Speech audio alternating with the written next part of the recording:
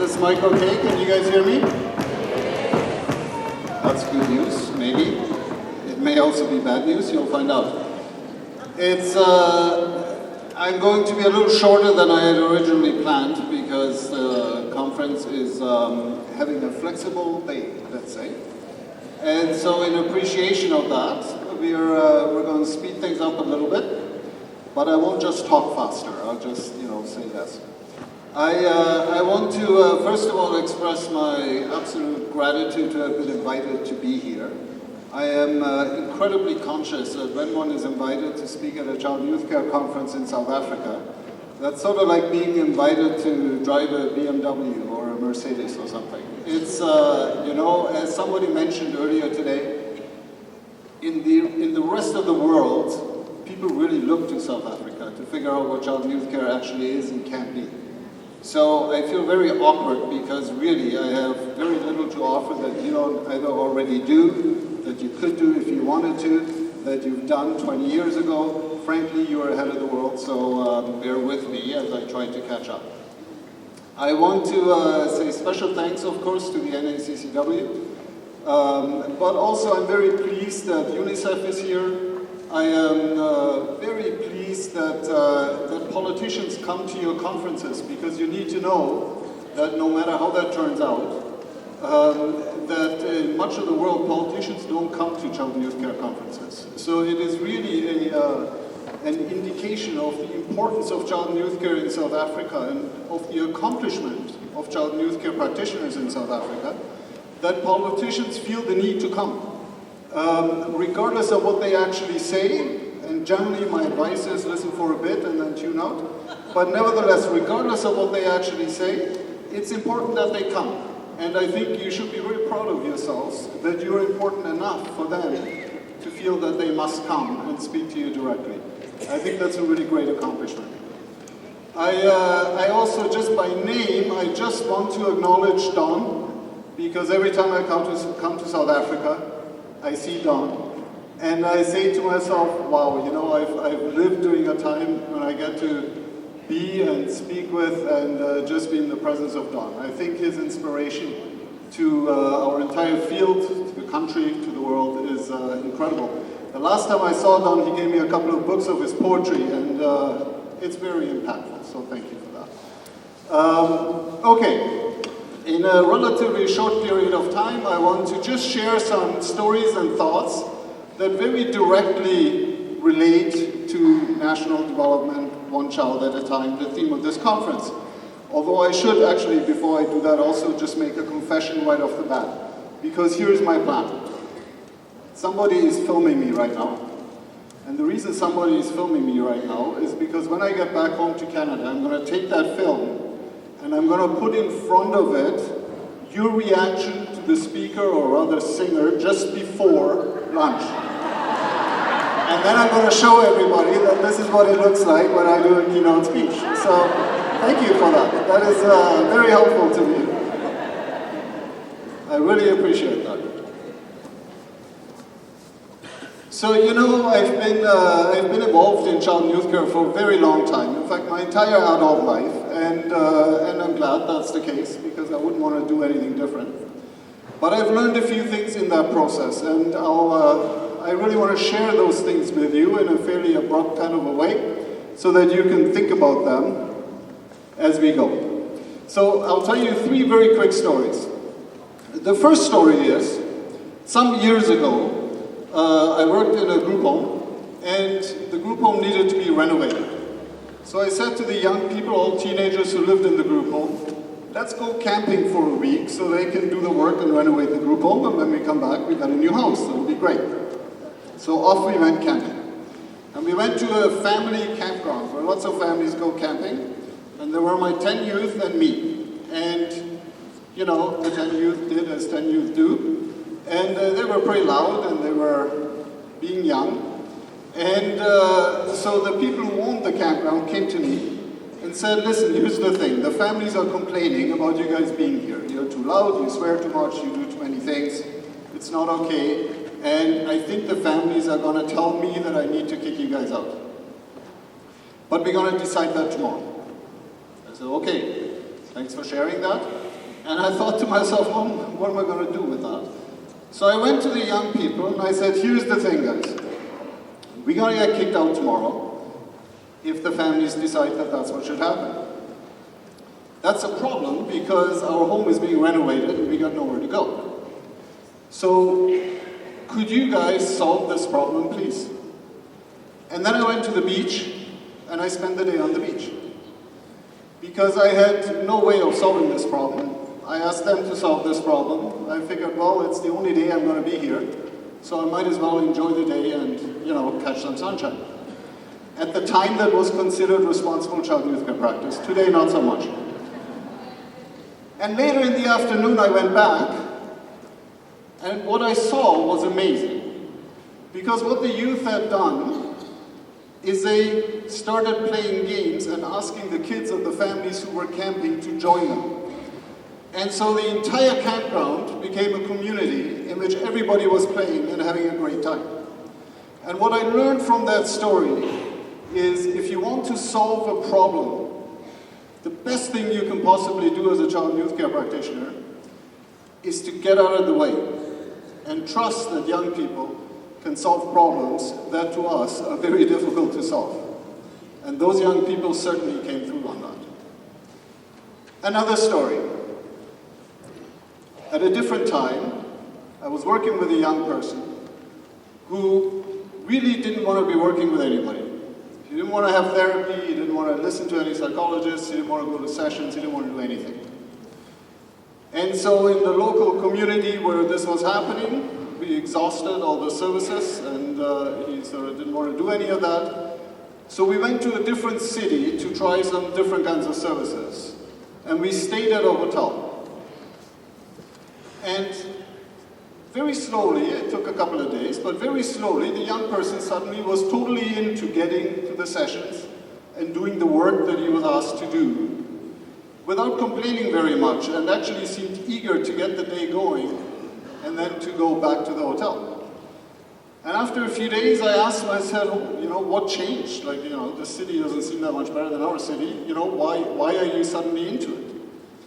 And he said, well, the thing is that I get up long before you do, and I come downstairs into the hotel lobby, and the guy who is the night guard is like the greatest guy ever. And I spend a good hour just hanging out with that guy and talking to him. And so I look forward all day for the day to be done so that tomorrow morning can come, and I can hang out with this guy again because I'm really enjoying that relationship. And I thought to myself, well, that's amazing, because we're spending thousands of dollars hiring psychologists and social workers and clinicians and treatment people, and the person who's making a difference in your life is the person who works nights at this hotel, just because that person is offering you a connection that you're not finding anywhere else. It turns out that healing sometimes is not a function of professional service, but is a function of connection, a good fit, a good match, and maybe abandoning the professional language and the professional concepts and the way we are with people professionally in order to be with people authentically. And so I learned that authenticity is actually a major component of excellent child youth care practice, and that there are people in our communities everywhere, whether they work the night shift at a hotel, or they work in the local store, or whatever it is they're doing, who can make a huge difference in the lives of the young people we are told require professional help. So that was the second story. And the third story, sort of building on that theme, is just last year I was at the big mental health conference in Ontario, the province I live in Canada. And the keynote speaker at that conference was a young person who had lived through various system kind of interventions. She was by then about 20, 21. And she used her keynote to tell everybody, how difficult her life was, the challenges she encountered, the kinds of things that happened, and, the failed therapy and this and that. And then at the very end of her keynote speech, she said, and what got me through it all was my participation in soccer, writing music, and this one really good friend I have. And once again, and people got up and applauded wildly. These were all clinicians, psychologists, psychiatrists, those kinds of people. And I thought to myself, you know, you guys are applauding, not realizing that she just totally dissed you. Because she didn't say what got me through my challenges were the clinical counseling sessions. She didn't say it was the medication you hooked me up with. Oh no, it was playing soccer, it was writing music, and it was hanging out with a friend.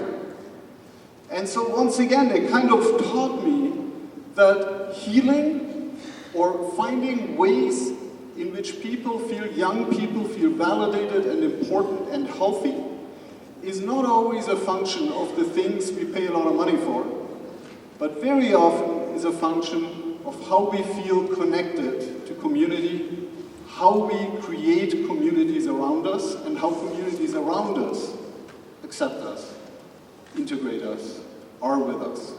And so I thought these three stories all have as a thread the idea that child and youth care practice is a lot more than what meets the eye. That there is a lot more going on, and also, and this is the main point I want to make in now 25 minutes or less, and also that therefore the potential of child and youth care practice, whether that's in South Africa or in Canada or in Australia or in Ireland, is huge, really huge, with a minor twist in the way we think about child and youth care practice. Is that okay so far? You guys are very quiet. Usually, you know, somebody complains about something. We good? You all good? Yes? Okay. I don't seem to be able to generate the kind of noise the previous speaker did, but it's okay. I got it on tape, so don't worry about it. Okay. So a good friend of mine that is also a friend of yours, Tom Garfat, coined the phrase child and youth care is a way of being in the world. You know, and I really love that phrase for its ambition. You know, the phrase is not child and youth care is a way of sitting in an office and talking to someone. The phrase is not child and youth care is a way of behavior management or of intervening in some crisis. It's a way of being in the world. It's so much more than being with one child in one moment. It's a way of being in the world. And I really, really love the ambition of that phrase. And I think we should live up to that ambition and be a particular way in the world. And be connected to the world that our young people live in. Even more so than just that moment in which we might have a chance to have a conversation with a young person. Because we might really structure that moment exceptionally well, but for the young person, the world continues around them as that moment unfolds and passes. And so, the challenge today in the 21st century, well into that century, is what world are we talking about?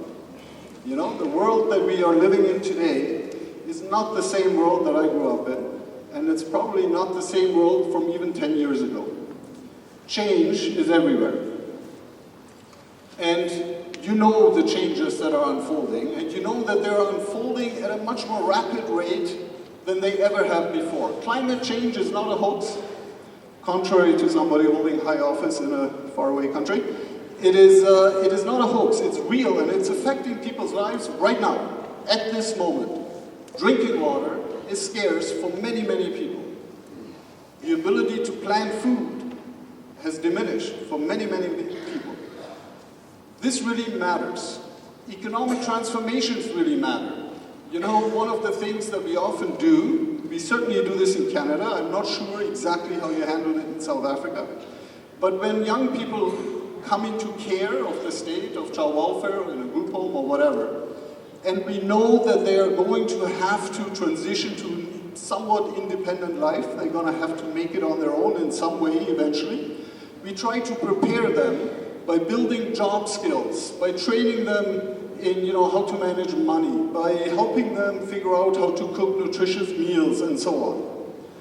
But the reality is most of the time we're preparing young people to live in minimum wage or chronic poverty economies. We are asking them to take jobs that will ensure that they will chronically not have enough to get by. And that's a real problem because it turns out the economy is not providing for the kind of career laddering that it once did. And so we have to begin to think differently about that. Maybe what we need is not a preparation for minimum wage jobs, if there even is minimum wage, but rather what we need is preparation for an innovation economy, for entrepreneurship, for something that allows young people to make a life that is more than a condemnation to chronic poverty. We know that migration is having a huge impact on how life is lived. It is having an impact on the nature of the state. It is having an impact in our communities. And more importantly, it's having an impact on the experiences that young people have as they're growing up and as they're going from place to place. Our communication world has completely been turned upside down between social media, fake news, and various other things. We really have no idea anymore how to manage or contain the way we are communicating in this world. We know that Google is in more places around the world than the United Nations. We know that if an organization has a choice of hosting the General Secretary of the United Nations or the CEO of Google, most organizations will choose the CEO of Google because you'll get more money. That's an interesting phenomenon that has never happened before. It turns out that in the world in which we live right now, the actors who really are seen as the ones influencing the way the world works are not really the well-meaning actors from international organizations, from NGOs, from places where we have some trust that the intentions are good. That's a big change.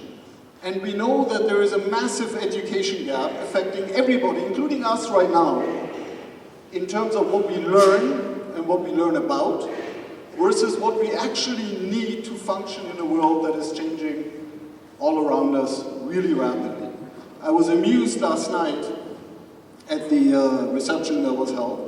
There were a number of young people who were participating in the technology project here, and they were talking about software they're using to create apps to solve problems in their community. And they were awesome. The young people were absolutely awesome. But I thought to myself, I wonder how many people in this room, amongst the adults, have any idea what they're talking about. Chances are, you don't know how to use this software. You know, that's a very likely scenario. And I think that's actually, it's funny, but it's also a problem because we keep hearing, and we heard it here today, that young people look to you to prepare them or to be with them as they engage in a world that is rapidly changing. And it turns out we're doing that equipped with tools that are not quite on par with where the world is at. And so we really have to think that through and figure out what we're going to do with that. The image, by the way, that is on this slide, by the way, I'm terrible with images on PowerPoint slides, so they're mostly random. But this one actually is not random. This is Ai Weiwei, who is a very famous Chinese artist, part of the democracy movement in China. And it is an image about change. What he's holding on one of the slides here is a vase from the Ming Dynasty, which is, you know, an antique, it's a very valuable thing. And he's dropping it, and it breaks, and nothing changes in the way he's looking or in his posture. And the point he's trying to make is that sometimes we have to let go of some things. And we can't always try to pull our own traditions into a world in which people are developing new traditions and new ways of being that fit for them. And so I thought it was actually a powerful image. Okay, so all of this has a big impact on the nation itself. We don't like to talk about this very often, especially at big gatherings, because we're proud of our nation and we think, you know, it's great to be South African. But it turns out that being South African may not mean the same thing to everybody who lives in South Africa. Much like it most certainly is not the same thing for everybody who lives in Canada. Being Canadian is not the same thing for everybody who lives in Canada. And so really, the nation as we've always known it, the nation we're trying to build, is being built in a different world, which means that the nation itself is something that we have to think about a little bit and have to figure out what nation are we trying to build here? Whose nation are we trying to build? Democracy, which we sort of assume is the end goal of everything, is hardly safe. We live in an era in which democracy itself is really a highly questionable concept. Not just in countries that are usually associated with having some challenges around democracy, but even in the countries that call themselves the protectors of democracy, we're not really sure whether what we're looking at actually is democracy. We're not really sure if this basic principle of everybody is worth the same holds anywhere anymore. We know corruption is on the rise. We know national identities are getting more and more complex. What is it to be South African? What do you have to be to qualify? We know that national histories are being rediscovered. There are people who have been on this land, whether it's here or in Canada, for much longer than most of us. What are those histories? Whose national history do we tell when in our textbooks, in our schools, and so on? We know that national borders aren't what they used to be.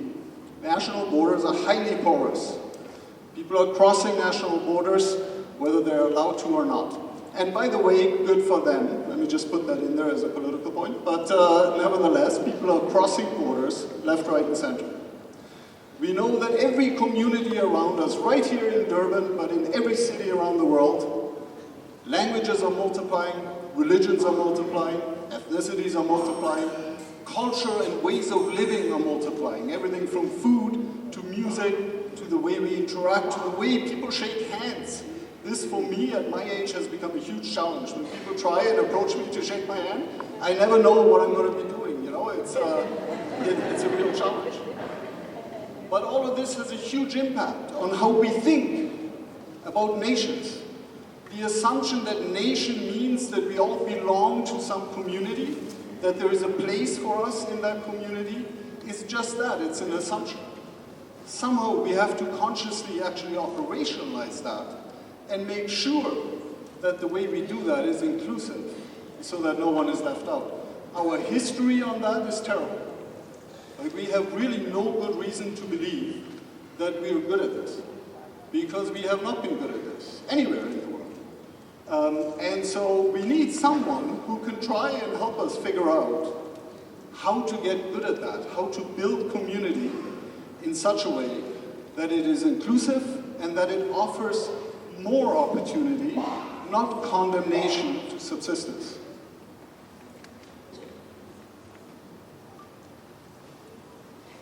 Within that context, children, we talk about life space. Some people like the term, some people don't. But let's be clear that when we talk about life space, we are talking about a very complicated kind of a space. Children's lives are not unfolding in the spaces that are easy for us to access. They are unfolding in shifting spaces, in fluid spaces. They are in transit. They are in temporary housing. Some young people here in Canada, in other countries, experience 10, 15, 20 different houses per year in which they are living. They live on the streets, they live among peers, they live in digital media. That's a challenge for us. And they live in families, but families are often not the notion of family that we think about when we think about family. Often they're constructed families. And they live very different lives. And I think it's important that we acknowledge that. Because, you know, one of the things that Child and Youth Care has done well and can continue to do well, but we have to remember to do it well, is that we have to appreciate that not everybody is with us in the same context. That when we sit with a young person or a group of young people, or we enter a school or a community, we're not entering a group of people who are living the same lives. Some of those people may live that, some of those young people may live life with a family that they recognize and appreciate as family. Others may live life with a feeling of deep loss of family. Some live life at what they might call home. Others live life in a precarious housing context. Some go to school, some may or may not have access to school. Some get to be part of a church or a mosque or a synagogue or a temple. Others, they're too difficult to be part of those things, or deemed too difficult. Some may identify with a cultural community. Others may need many cultural communities in order to find themselves in the multiplicity of their identities. And some live in the relative context of peace and safety. Many others live in a context of violence and possible trauma. And so it's important that we recognize that as child and youth care practitioners, the child and the youth are not all the same. There is massive diversity amongst children and youth, even children and youth who are in front of us in the same classroom, asked to study the same thing, to perform the same actions. And because that is the case, we can't simply use the same ideas to practice child and youth care with everybody. That doesn't actually work, because when we try to do that over a long period of time, what we're really asking young people to do is to adapt to our professional needs, to do the work the way in which we think we should do it. And as soon as we do that, we have lost all credibility in the context of talking about participation, of talking about children's rights, of talking about young people matter. Because it turns out that professional groups, all professional groups, whether they're doctors, psychiatrists, or whatever, have a tendency to see the protection of their profession as more important than the actions that they're actually doing in the community. This is a risk. It has always been a risk. We have to rise above that risk and do better than that.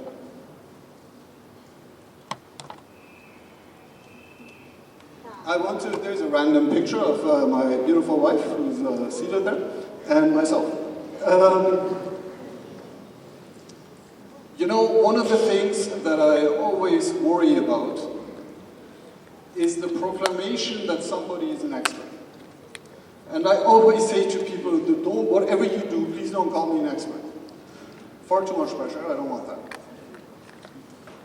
But many professional groups who do good things, I don't want to diss anybody. I like social workers, I like psychiatrists, I like everybody. But many professional groups have held out the idea of being experts in what they do as the goal. This is where they wanted to land. This is how they want to be seen. Because they feel this is what gives credibility. And I think for me, the beauty of child and youth care is that we don't claim to be experts. I hope we will never claim to be experts. Because if we start claiming we are experts, we are starting to claim that we are experts in somebody else's life. And we will never be experts in somebody else's life. On a good day, we can hope to be somewhat experts in our own life, but most certainly not the lives of the young people or their families or their communities that we encounter, that we engage with every day. Because we know they are the experts in their life, and we're present. And they will determine just how much we get to be in their lives and how much we don't get to be in those lives. And so I think if one asks the question, you know, why do we need child and youth care practice? We already have social workers, who I like. We already have psychologists. We already have psychiatrists and doctors and nurses and so on. I say we need child and youth care practice because the only hope for innovation left is child and youth care practice. Professional disciplines that have worked toward becoming experts on something can no longer be innovative because they have to abide by what they call their expertise. And it turns out expertise is not a super dynamic concept. Once you're proclaimed an expert, you're busy protecting that status. Child and youth care practitioners have no need to be experts on anything. We don't want to be experts because the lives of young people don't require experts. The concept of healing does not require expertise. It requires presence. It requires engagement. It requires care. It requires love. It requires all kinds of things in which none of us will ever claim to be experts. Unless somebody here, please put up your hand, claims to be an expert on matters of love, because that would make for a much more entertaining keynote. So, you know, any volunteers? So for me, child and youth care, really, the reason it is so important is because it is the innovation in the social sector space. It is the only way in which we engage with that space by ways that include moving between spaces. We don't need an office. Sometimes it's nice to have an office to put your coat down, but you don't need one. We don't need an office. We are good at connecting things across different experiences. Whatever might have happened to you in family probably has a relationship to what's happening for you in school, which probably is not at least unrelated to the general violence that might be unfolding in your community, which may have something to do around, I don't know, how drugs manifest themselves in your life. And we can be in all those spaces. Without judgment, we just understand that life is about many different spaces coming together to form a way of being in the world at which we are happy to be present. This creates the context for innovation. Izibindi, in a way, is an innovation precisely because it really takes as its starting point the multiplicity of things that might be acting upon the experience, the life experience of a young person. It takes into account issues of safety, but it also takes into account issues of play, issues of growth, issues of learning, and so on. I gotta skip some things in order to keep to my promise. But I think we still have to think bigger than that. We really do. Because, and here, allow me to, at least for one moment, say something critical about the theme of the conference. You know, the one child at a time thing is a very loving statement, and of course, every child who might benefit from our presence is a wonderful thing. Of course, we're happy about that. But let's also be real. We're not really talking about a problem that is about one child. We're talking about millions of young people. And associated with those young people are millions of mothers, adults. And associated with those women are millions of other people who are finding life to be extraordinarily challenging in a context in which the value they are given does not correspond to the value one ought to give to everybody's humanity. The problem, the scale of the problem that we are hoping to be engaged in, this is the, perfect. Okay. The scale, that was very nuanced. I have to compliment you, that was very nuanced. It's, the scale of the problem is huge. And in many ways, we have to acknowledge that although there are 1,000 of us here, there are millions of people out there who we need to become present with. And so how do we do that? How can we multiply what we have to offer to correspond to the scale in which we have to make a difference? And again, some of you are already doing that in the context of your work, but I think the answer to that question is that what we do as child and youth care practitioners is not just be with one young person at a time and give everything and put everything into that one interaction or that one relationship, but it really is to transfer the idea of connection across entire communities. So that the night guard that I mentioned earlier who works in a hotel becomes a supporting actor in the work that we do. So that the person who owns the local grocery store, or the person who runs a farm, or the person, even the person who might live on the edge of deviance, becomes a resource in the way in which we build environments around young people that are helpful and that allow young people to begin to solve their own problems. It's about expanding our footprint. It is going from the interpersonal to community. It is going from relationship to networks of relationships. Every connection that we make ought to have a multiplier associated with it, with other people in the community who begin to use those connections in such a way that they become available resources to young people living in those communities and beyond. It is about moving away from damaged frames.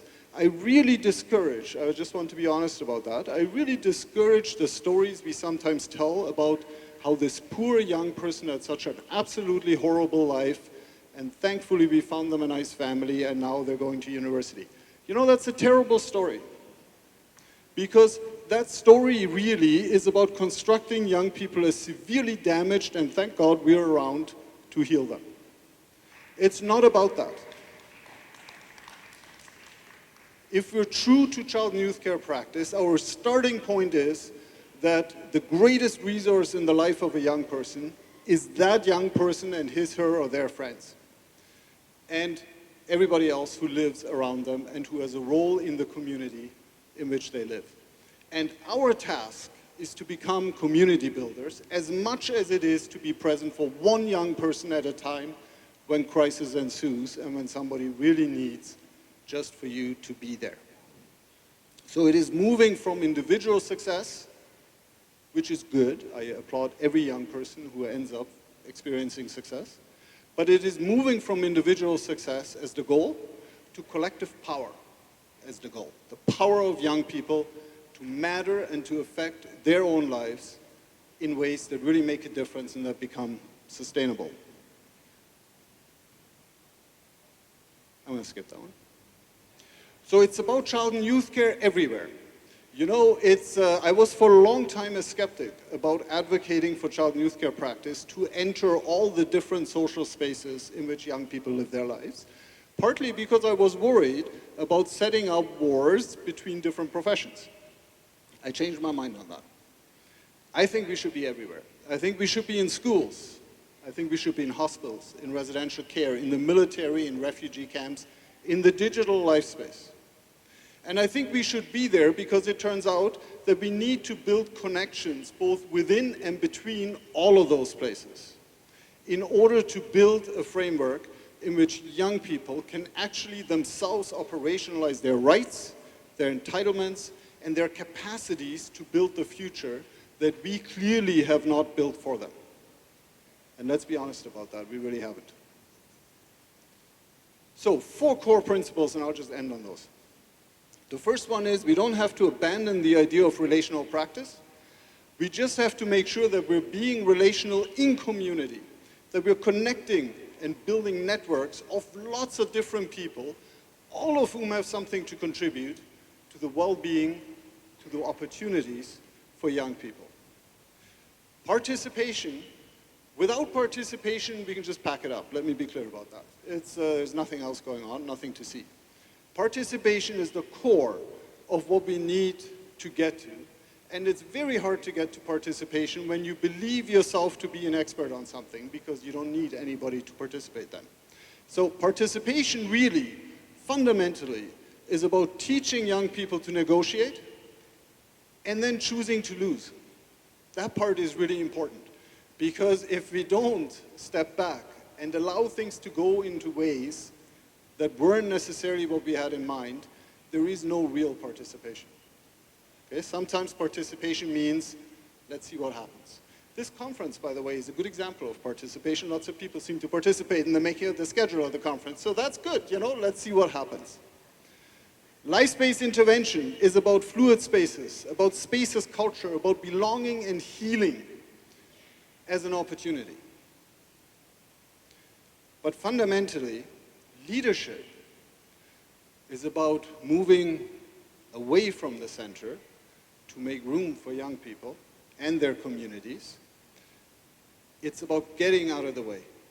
You know, I know that many of us make a lot of money and many of us make very little money trying to create contexts in which people can create change in their lives.